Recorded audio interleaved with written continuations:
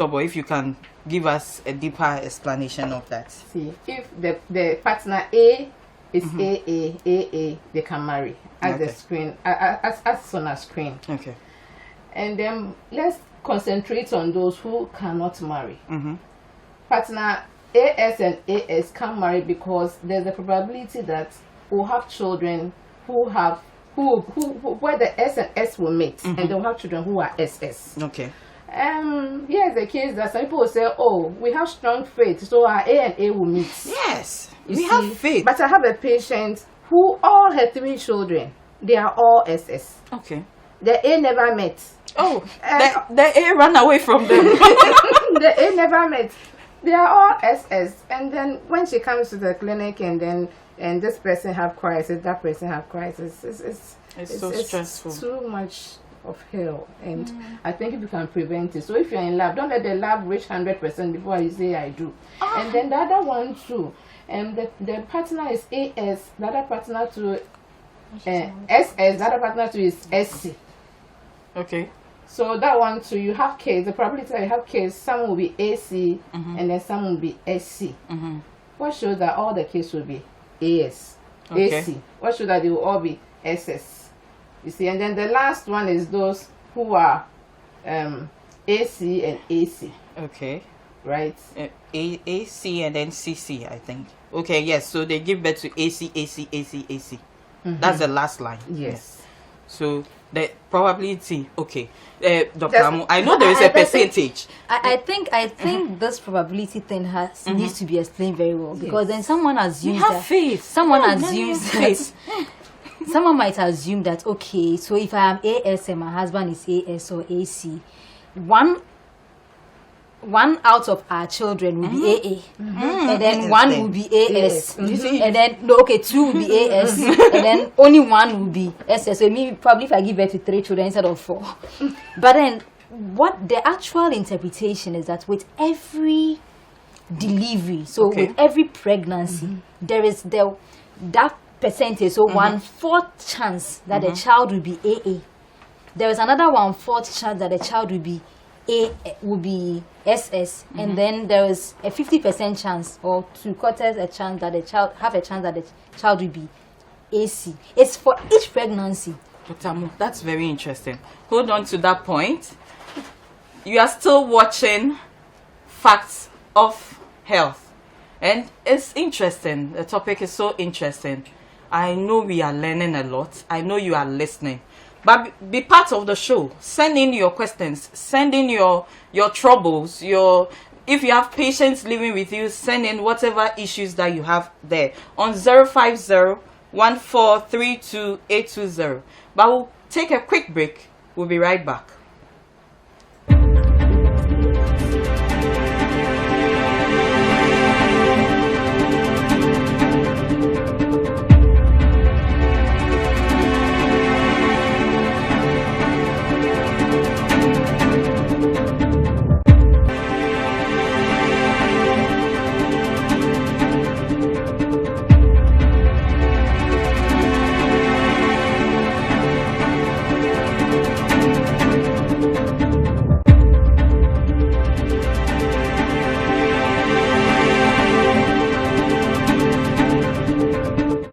Welcome back.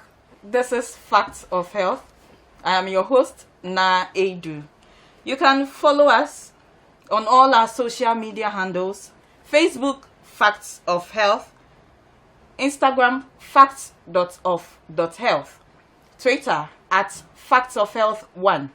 The facts with a spelling capital F, capital O, and then capital H. You can also subscribe to our YouTube channel, and then you can follow us there. You watch the episodes. On our social media handles, we put up our episodes, the questions, so that you can send your questions there, and then it will be answered on the show. So we are back, Dr. Amu. You were saying something interesting about percentages. About when we were talking about the slides, the AC and then the AS coming in there. So what were you trying to say? Yeah, so I was trying to explain. When we look at, so if you have a man and a woman coming together to form a baby. Now, we are looking at someone who is, for illustration, to explain how sickle cell disorder comes about. A patient, so 2 people are carriers. AS are forming a baby. Now, for the percentages are that there is a probability that the child has a 1 out of 4 probability of being AA, 1 out of 4 probability of being SS or SC, depending on what the carrier trait is, and then a 50% chance of being AS, that's a carrier. Most people get the misconception that if they are going to give birth to 4 children, then 1 will be one will be AA, 1 will be SS, and then maybe 2 will be AS. But that is not it. It's not a probability. That it is for each pregnancy. So the chance that each pregnancy would be is going to show that state. That's what we are referring to. So it's possible that somebody may have 4 children, all of them are, and sometimes it's strange the way there seems to be the strong affinity to have all S or sickling disorder state. So we want to advise that everyone knows your status right from childhood. I mean, sometimes what we do is just when you are about getting married, and sometimes it's too late when people's love has already formed. And honestly, from my practice, I realize that it creates a lot of problems. So what we are advocating for now is newborn screening. So as soon as a baby is born, within the first 2 weeks after delivery, you know your status. And if we are able to have this well established in our society, then as people are growing up, they already know their status, and then they are able to determine. It won't be difficult. But I heard that the AAs aren't so much. So in a way, we are limiting ourselves, isn't it? Who said that? Aren't so much? That is what I heard, though. In the system. They said they can't find the AAs. My viewers have been saying it. I have a patient, and then she's SC. Anytime she goes to a relationship, how did she tell the guy she's a sickle cell? She doesn't tell them. So as and when the relationship becomes so strong, and she realizes that you are serious, and she's of marriageable age, she tells them, and then they leave her. Hey, sickle cell, that means that very soon you are going to die.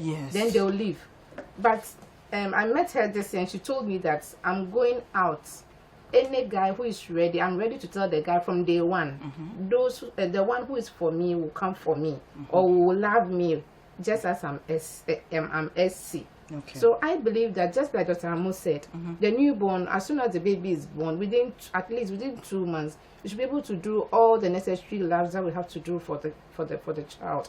If we couldn't do it when they were in the womb and they are out, we should be able to do it, all those for them, so that at least it will help, because some mothers have children and then they will be sick for more than 2 weeks, and they'll tell you that I've been to the hospital, we've done all the labs, there's nothing wrong with my baby.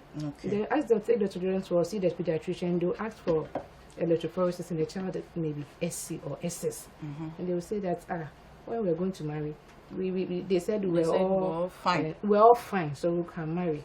So it creates issues. Creates a lot of tension in the house. Your marriage can collapse and all that. So it is difficult, but I believe that we should tell our partners the truth, so that at least there will be peace, and then we'll have generations who won't come and suffer like some of the way some of our patients go through a lot of. So you are saying that 100% come clean.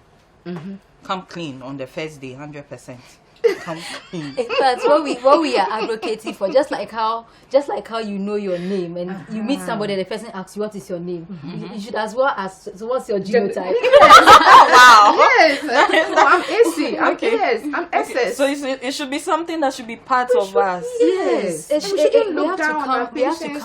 Those who are SS and come SC. to that point. Yes, where we are comfortable. That brings me to the question of stigmatization, because like you said, people look down. You just give me an example of guys running away from the lady. People are looking at the pain. That I'm going to see my wife go through pain, and I don't think I can contain that. So I wanted to ask, what is the severity of SS, severity of SC, then the S-bital and all that?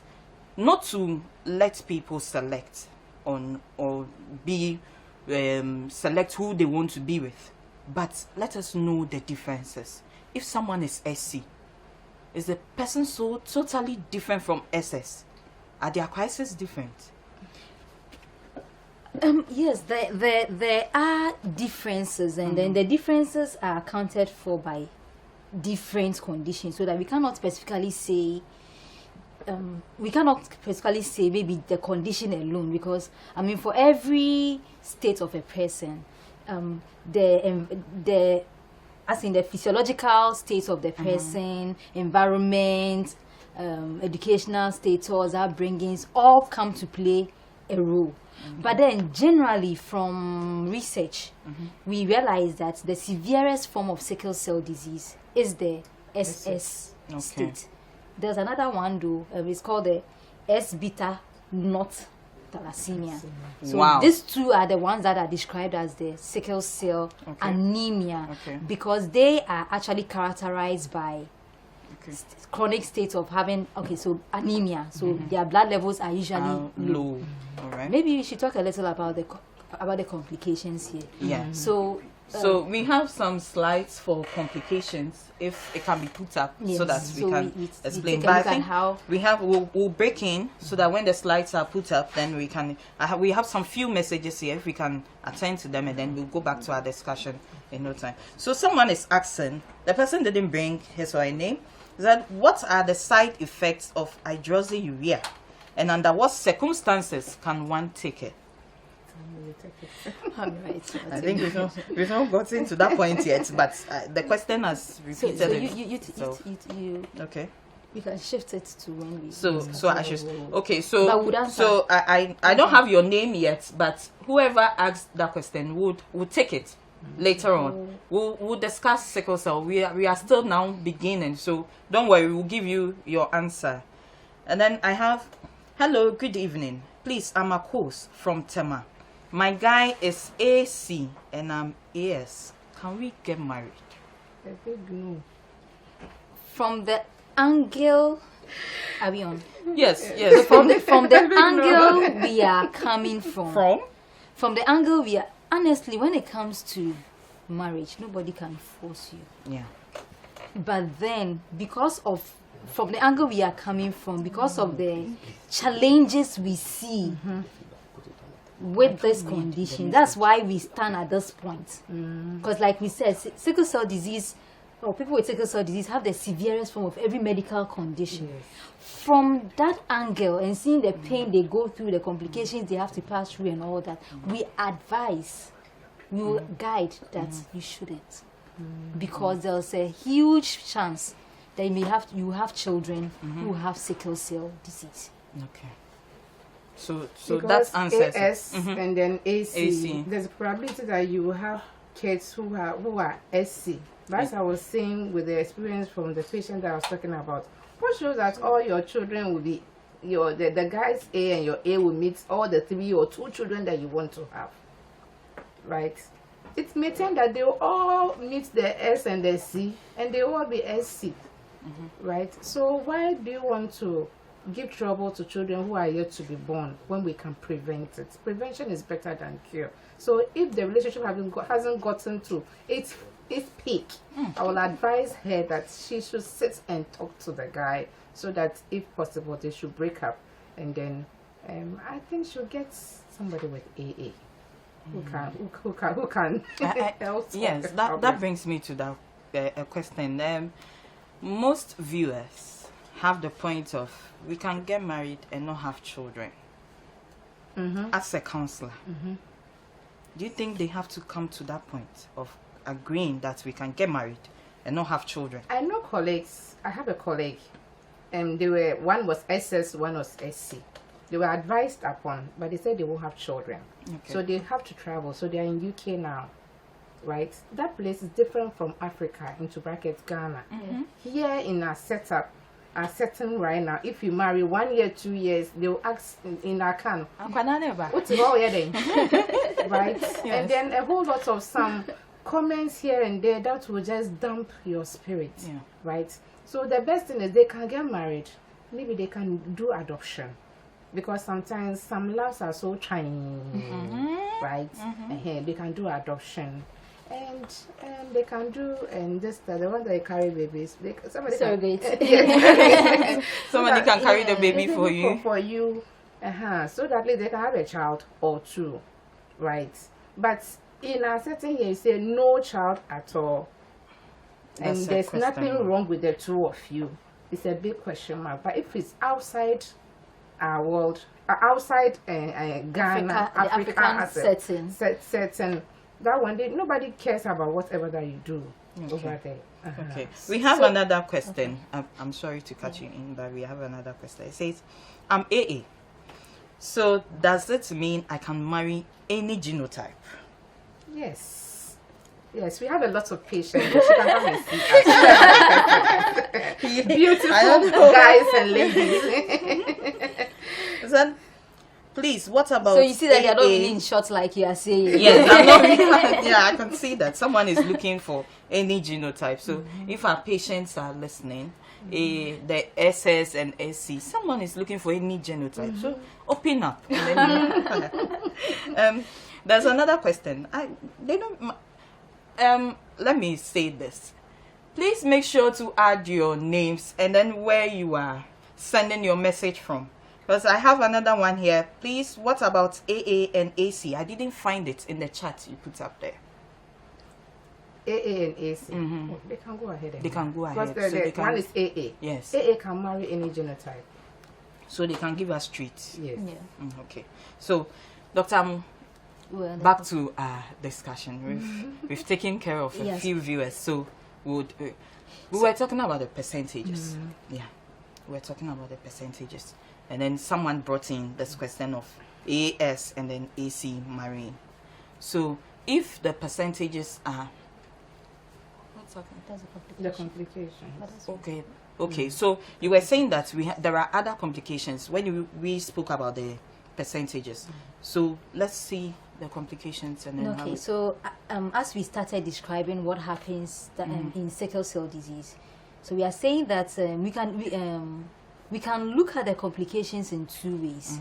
We are saying that when the cell undergoes oxidative stress or anything that takes out oxygen from it, then it assumes the sickle shape.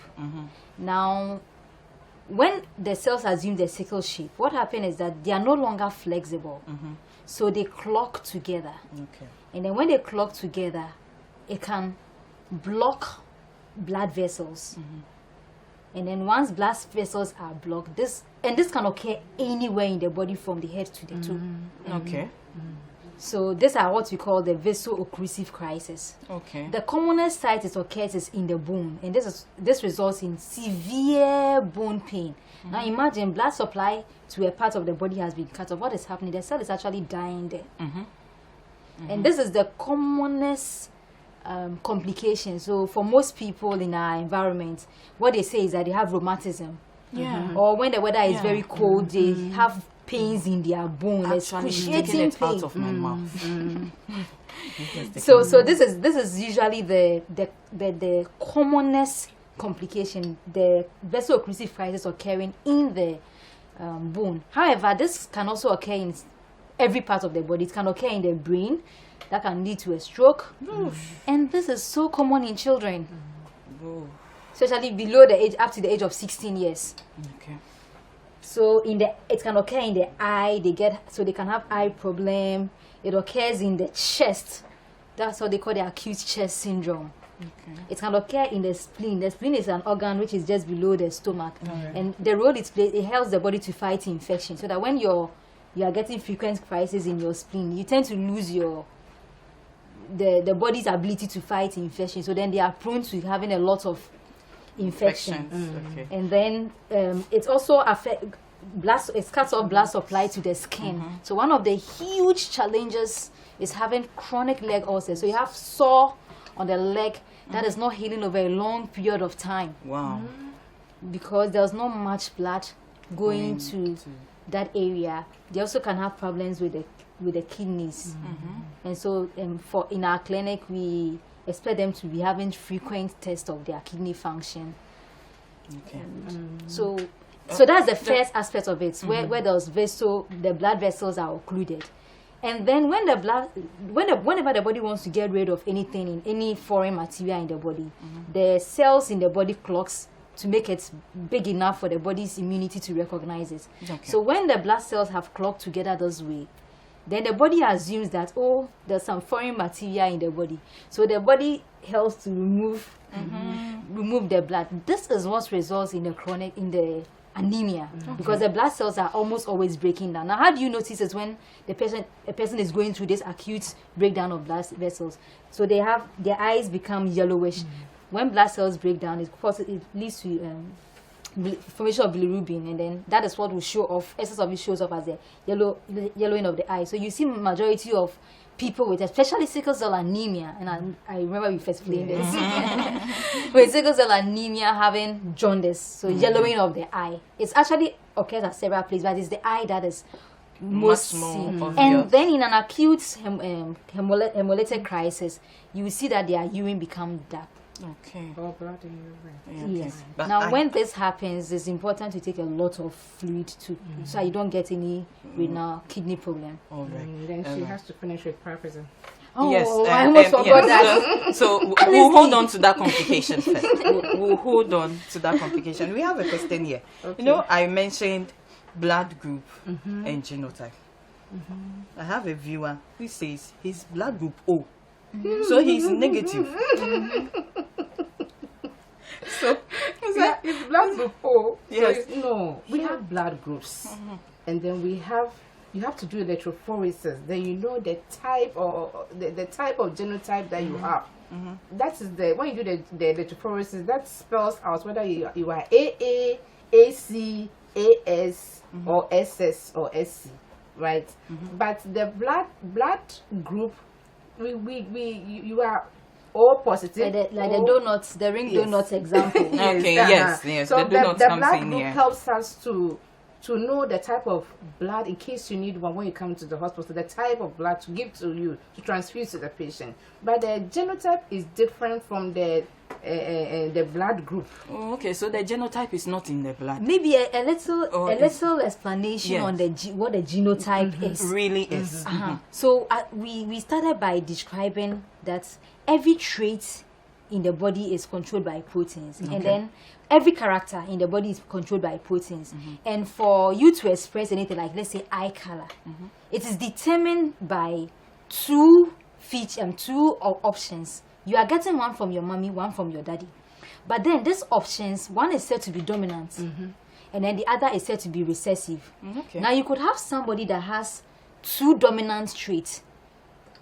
Okay, so let two dominant traits. So let's take that maybe the dominant character here is brown eye color. Okay, so now let's shift it to, since you're talking about sickle cell. So the hemoglobin A is the dominant trait. Now if somebody has 2 AA, the person is normal. Now somebody S or any of the sickling state is